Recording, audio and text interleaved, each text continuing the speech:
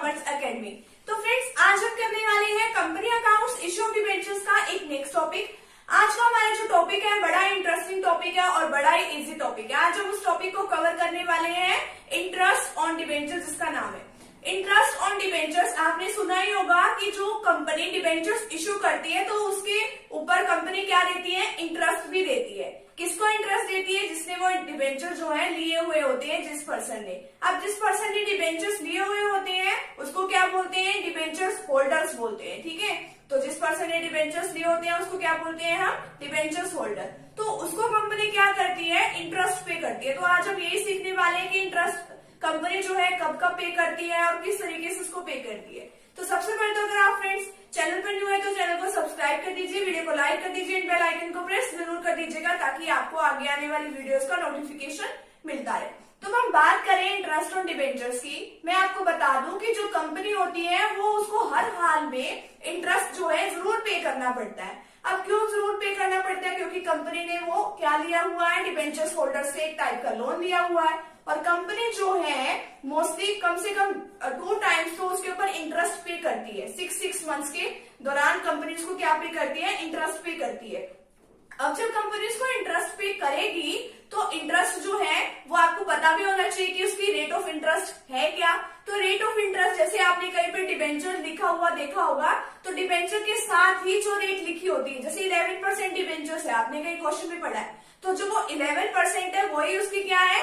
Rate of interest है। तो company को क्या देना पड़ता है उसके ऊपर? इंटरेस्ट, और वो भी फिक्स रेट से। ये नहीं है कि एक साल कंपनी ने दे दिया, अगले साल प्रॉफिट नहीं हुआ, अगले साल दिया ही नहीं, लॉस हो गया। तो कंपनी को वो फिक्स रेट से जितनी रेट है उसके ऊपर उतनी रेट से हर साल देना ही पड़ेगा उसको इंटरेस्ट, चाहे कंपनी को प्रॉफिट हो या लॉस हो, चाहे कंपनी उसको कहीं से अरेंज करके दे, बट वो देगी जरूर। अब बात आती है इनकम टैक्स अथॉरिटी की। इनकम टैक्स वालों ने भी एक लॉ बना रखा है। क्या उसके अंदर एक लॉ बना रखा है? तो उन्होंने कहा कि अब जितना भी उसके ऊपर आप इंटरेस्ट देने वाले हो ना डिबेंचर्स होल्डर्स को, तो उससे पहले आप क्या काट लो? उसके ऊपर इनकम टैक्स काट दो थोड़ा सा। तो इनकम टैक्स काटने से क्या होता है कि वो इनकम टैक्स काट के कहाँ पे जमा करा दो? वहां पे जहाँ पे इनकम टैक्स वालों का ऑफिस होता है वहां पे उसको जमा करा दो। तो वो क्या माना जाएगा कि वो डिबेंचर्स होल्डर्स ने क्या किया हुआ है? वो इंटरेस्ट जो है पे किया हुआ है। किसको पे किया हुआ है? इनकम टैक्स वालों को। तो इनकम टैक्स वाले क्या करते हैं? एक सर्टिफिकेट बना के कंपनी को दे देते हैं कि फर्दर आगे तुम इसको दे देना, जिसने भी डिबेंचर्स के ऊपर इंटरेस्ट लिया उसको दे देना ताकि उसको आगे हेल्प मिले। तो अब देखिए किस तरीके से इसकी जर्नल एंट्री होती है। और जो इंटरेस्ट जो है वो 2 टाइप का होता है, इंटरेस्ट एक्रूड एंड ड्यू और interest accrued but not due. Interest accrued है यानी कि इंटरेस्ट देना है बट अभी ड्यू भी हो चुका है। वो कंपनी मान लो 30 जून और 31 दिसंबर को इंटरेस्ट देती है, वो कंपनी की मर्जी है 30 सितंबर और 31 मार्च को भी दे सकती है, बट आपके इस क्वेश्चन में आपको बताया 30 जून और 31 दिसंबर को क्या दे रही है कंपनी? इंटरेस्ट दे रही है। और आपको फाइनेंशियल ईयर क्या है? 1 अप्रैल से लेके 31 मार्च तक का। ठीक है, तो 31 मार्च को आप बैलेंस शीट बनाने जा रहे हो, तो मान लो कि आपने 30 जून का जो इंटरेस्ट है वो पे कर दिया है और जो 31 दिसंबर वाला जो इंटरेस्ट है आपने उसको पे नहीं किया। तो 31 दिसंबर वाला जो आपने इंटरेस्ट पे नहीं किया है उसको क्या माना जाएगा कि वो ड्यू तो है, क्योंकि आपने कब तो पे करना है? 30 जून और 31 दिसंबर को पे करना है, तो वो ड्यू तो हो चुका है। क्योंकि नेक्स्ट ईयर तो फिर जो इंटरेस्ट लगेगा वो तो 1 जनवरी से स्टार्ट होगा और कब तक लगेगा? 30 जून तक लगेगा। तो 31 दिसंबर वाला जो इंटरेस्ट है 31 मार्च 2016 को वो क्या है? इंटरेस्ट एक्रूड है और ड्यू भी है। ठीक है, तो इसी तरीके से एक सेकंड आपको बता रखा है interest accrued but not due. तो 1 अप्रैल से लेके 31 मार्च तक का वही अकाउंटिंग पीरियड है। 31 मार्च 2016 को आप बैलेंस शीट बनाने जा रहे हो, तो इसके अंदर बताया कि इंटरेस्ट एक्रूड तो है, देना तो है, बट अभी वो ड्यू नहीं हुआ। ड्यू कब वाला नहीं हुआ? तो आपका एक तो वो जो आपने जून वाला इंटरेस्ट है वो आपका ड्यू हो गया। ठीक है, उसके बाद आपने दिसंबर वाला ड्यू हो गया, फिर उसके बाद तो जो 1 जनवरी से लेके 31 मार्च 2016 वाला इंटरेस्ट है वो अभी ड्यू नहीं हुआ है। ठीक है, तो उसको हम कहाँ पे लिखेंगे? Interest accrued but not due. अब देखिए आगे इसकी क्या जर्नल एंट्रीज होती है, किस तरीके से हम इसको करते हैं कि टीडीएस वगैरह किस तरीके से हमारा ये कटता है। When interest is due and tax is deducted at source, interest आपका ड्यू होता है और टैक्स भी आपका कटता है। ठीक है, तो interest on debentures account debit ये तो आपको देना है। ठीक है, तो जो आपका खर्चा उसको तो आप डेबिट करोगे, देना किस किस को है? To debentures holder, to income tax payable.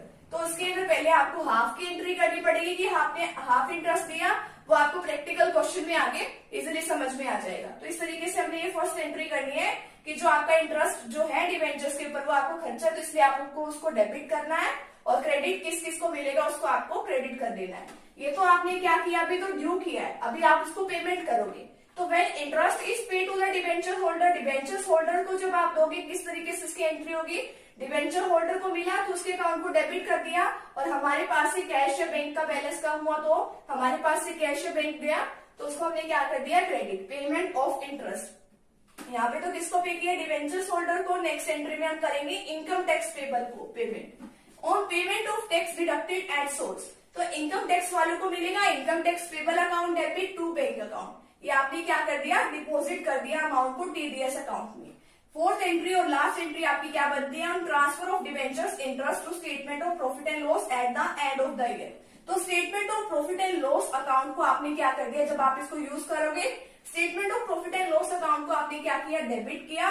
और आपने किस चीज के लिए इसको यूज किया, इंटरेस्ट ऑन डिवेंचर्स की वजह से आपने इसको क्या किया, यूज किया। तो interest transfer to statement of profit and loss account. तो इस तरीके से आपकी जो जर्नल एंट्रीज है यहीं पे खत्म होती है। तो चलिए अब एक प्रैक्टिकल क्वेश्चन की हेल्प से हम ये समझ लेते हैं कि वो प्रैक्टिकल क्वेश्चन में आपको क्या बताया गया। तो चलिए स्टार्ट करते हैं।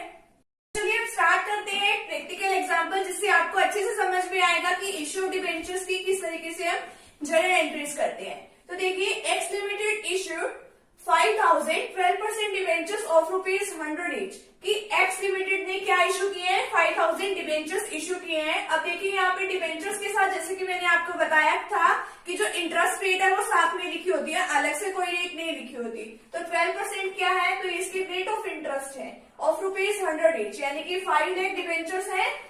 तो मतलब 5000 डिवेंचर्स है तो 100 का एक है तो कितने के हुए टोटल, ये 5 लाख की। नेक्स्ट से बताया 1 अप्रैल 2015 को हमने इशू किए एट पार पर, redeemable at a premium of 5%। कि जब इनको रिडीम किया गया तो 5% प्रीमियम पे रिडीम किया गया। तो interest on these debentures is paid half yearly. तो जो इंटरेस्ट जो मैंने आपको बताया भी था ये भी कि इंटरेस्ट जो है हाफ ईयरली बेसिस पे किया जाता है, चाहे तो वो 30 जून और 31 दिसंबर को पे किया जाता है, अदरवाइज 30 सितंबर को या फिर 31 मार्च को पे किया जाता है। अब देखिए, on 30 September and 31 March past necessary journal entry for the year ended 31st March 2016 assuming that। अब देखिए कि जो टैक्स जो डिडक्ट किया जाएगा वो कितने परसेंट की रेट से, at the rate 20% on the amount of interest. तो सबसे पहले तो हमने क्या करना है कि इसकी एंट्री करनी है कि ये इशू किए हैं। तो 1 अप्रैल 2015 को इसको इशू किया गया bank account debit to debentures application and allotment account. तो bank account debenture bank account debit किया, ठीक है। तो बैंक से हमारे पास पैसा आया कि एप्लीकेशंस के ऊपर अलॉटमेंट के ऊपर। तो 5000 जो डिवेंचर्स थे 100 रुपीज का एक था, तो 5 लाख से हमने इसकी एंट्री कर दी। सेकंड हमने एंट्री की कि डिवेंचर एप्लीकेशन और अलॉटमेंट को कहां पे ट्रांसफर कर दिया, डिवेंचर्स अकाउंट पे टू 12% डिवेंचर्स, क्योंकि जहां पर भी हम डिवेंचर्स लिखेंगे उसके साथ में हम इसकी इंटरेस्ट रेट लिखनी जरूरी है। तो 5 लाख के डिवेंचर्स हमने यहाँ पे ट्रांसफर कर दिए। अभी लॉस और इश्यू डिवेंचर्स क्या है कि जब इसको रिडीम किया गया तो 5% प्रीमियम पे इसको रिडीम किया गया, ठीक है। तो यानी कि हमने दिए 5% एक्स्ट्रा, तो हमें क्या हुआ, 5% का लॉस ही हुआ। तो यहाँ पे क्या हुआ, 25,000। 5 लाख का अगर आप 5% निकालोगे तो 25,000 आएगा। तो अदरवाइज अगर आप डेबिट में एंट्री कर दोगे तो क्रेडिट हमें तो 25,000 से कम ही रह जाएगी। तो यहाँ पे हम क्या करेंगे, टू प्रीमियम और रिडम्पशन ऑफ डिवेंचर्स। ये आपको टॉपिक जो है अगले उसमें वीडियो में कवर हो जाएगा, आपको अच्छे से समझ भी आ जाएगा कि किस तरीके से डिवेंचर्स को रिडीम किया जाता है एट पार पे, एट प्रीमियम पे, ठीक है। तो आपको अच्छे से समझ आ जाएगा। आज का जो हमारा टॉपिक है, जो हमने अभी अभी जर्नल एंट्रीज जो सीखी है उसमें देखिए ये बताया गया था कि interest on debentures account debit, ठीक है। तो हमारे से क्या देना क्या है, हमने डिवेंचर्स के ऊपर इंटरेस्ट देना है। तो interest on debentures account debit. अब देखिए इंटरेस्ट जो है कितना है, अब ये तो 5 लाख के डिवेंचर्स है, ठीक है। 5000 मल्टीप्लाई बाय 100, 5 लाख के डिवेंचर्स है, ठीक है। तो 5 लाख के ऊपर हमें इंटरेस्ट देना है, तो कितने परसेंट है, 12%। तो 5 लाख का अगर हम 12% करते हैं तो कितना आएगा यहाँ पे, 60,000। और अभी हम 30 सितंबर की एंट्री कर रहे हैं, तो अभी हमें कितना इंटरेस्ट देना है, 6 मंथ्स का। तो 60,000 का अगर हम 6 डिवाइड बाय 12 करेंगे तो यहाँ पे कितना आ जाएगा, 30,000 की। हमने तो इंटरेस्ट जो है टोटल कितना देना है, 30,000 और बाकी हम देखिए यहाँ पे 2 डिबेंचर्स होल्डर भी लिखा है, इनकम टैक्स पेबल भी लिखा है। तो हमने यहाँ पे कितनी कितनी अमाउंट डालनी है, हम देखें कि जो 30,000 ये फुली अमाउंट है, 20% जो है इनकम टैक्स से डिडक्ट हो जाएगा। तो 30,000 का अगर हम यहाँ पे 20% करेंगे तो 6,000 किसको देना है, हमने इनकम टैक्स डिपार्टमेंट को देना है। तो टू इनकम टैक्स में कितना आ जाएगा 6,000 और 30,000 में से 6,000 को लेस करने के बाद जो ये 24,000 है वो डिबेंचर्स होल्डर्स के अकाउंट में आ जाएगा। अभी तो ये क्या है, ये ड्यू हुआ है कि हमने दिखाया है और सितंबर 30 को हम इसकी पेमेंट कर देंगे। Debentures holder account debit to pay, payment कर दी इंटरेस्ट की, कितने से पेमेंट की, कितने मिलेंगे डिबेंचर्स होल्डर को 24,000 और सितंबर 30 को एक और एंट्री हमने करनी है कि income tax payable account debit और हमारे पास से क्या जाएगी, कैश बैंक बैलेंस कम हो जाएगा तो यहाँ पे बैंक अकाउंट। तो 6,000 से हमने ये वाली एंट्री कर दी। ठीक है, ये तो रही कि अभी हमने 6 मंथ्स में दो बार एंट्री करनी है ना। तो अभी तो 30 सितंबर की तो ये तीनों एंट्री हो चुकी है और 31 मार्च को दोबारा से हमें इंटरेस्ट देना है। तो यही सेम एंट्री आपको फिर से यहाँ पे करनी पड़ेगी और फिर लास्ट में आपको 31 मार्च को ये क्या लिखना पड़ेगा कि जितनी भी अमाउंट है ये इंटरेस्ट की वो आपको कहाँ से लेनी पड़ेगी, स्टेटमेंट ऑफ P&L से। तो statement of P&L account debit to interest on debentures. जब भी आप प्रॉफिट एंड लॉस से कुछ लेते हो तो उसके अकाउंट को डेबिट करते हो और इंटरेस्ट जितना भी लगा है। अब यहाँ पे 60,000 कैसे आया, एक बार का आपने इंटरेस्ट निकाला 30,000, दूसरी बार का इंटरेस्ट निकालोगे वो भी 30,000 आएगा। तो 30 प्लस 30,000 60,000 आपको यहाँ पे राइट डाउन करना है। तो इस तरीके से आपका इंटरेस्ट ऑन डिबेंचर्स की जो जनरल एंट्रीज थी बस वो इतनी सी थी। आपको मैंने अच्छे से प्रैक्टिकल क्वेश्चन समझा भी दिया है, उम्मीद है आप सभी को अच्छे से समझ में आ गया होगा। तो फ्रेंड्स अगर आप चैनल पर न्यू है तो चैनल को सब्सक्राइब कर दीजिए, वीडियो को लाइक कर दीजिए, बेल आइकन को प्रेस जरूर कर दीजिएगा। मिलते हैं नेक्स्ट टॉपिक के साथ एंड नेक्स्ट वीडियो के साथ। Thank you very much.